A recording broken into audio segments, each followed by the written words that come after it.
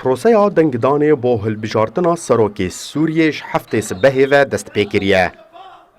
Li Rojavayê Kurdistanê tenê di her du çarkoşeyên ewlehî de li bajarên Qamişlo û Hesekê sindoqên dengdanê hatine danîn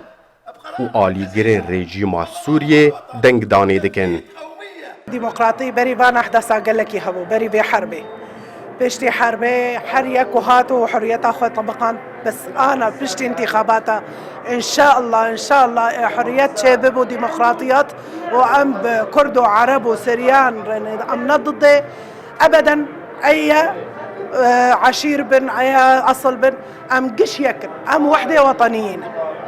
وأم بخوينات بصمين بشار الأسد لأنه لسوري مقاتي وإن شاء الله غير خيره نهاية سلبي خلقي قشيدة في ملتي وفي شعبي قشيدة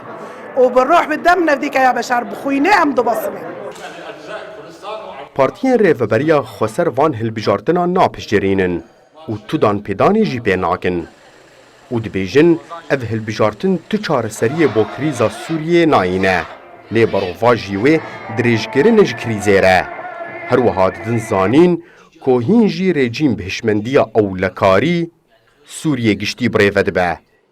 باوریا مد یعنی درخصنا وان هالبجارتنا تجارة سريك سياسي بخرنايني جبر بنجهن ايجو كشورش سوري لسر الداركت حطانا جارة سريك جيرنا هاتي دانين والدرخصنا وان بهالبجارتنا ديسا بردوام كريا سيستما بعث لسر دسلاداريا سوري ديسا جي بنفسها هشمنديه بنفسها دسلاداريه بكارو خباتي بك اواتي واتايا جو كريزا سوري وهيجي بردوام حطا جو جارة سريك سياسي جيرنا دانين اول بجارتنا ناكف خدمتاي جارة سريا سياسي جبر درخصنا وان بجارتنا جی دیجی وان بریاره جواکان امنتوی بتایبت بریاره 2254 Li bajarên Rojavayê Kurdistanê welatî jî tudan pêdanê van hilbijartina nakin û dibêjin tu hêviya wan vê rejîmê nemaye û ev kandîdên bi Beşar Esed re tenê pêkenokeke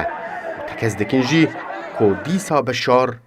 di van hilbijartinan de dê bi ser bikeve. أكرم صالح كردستان 24 قامشلو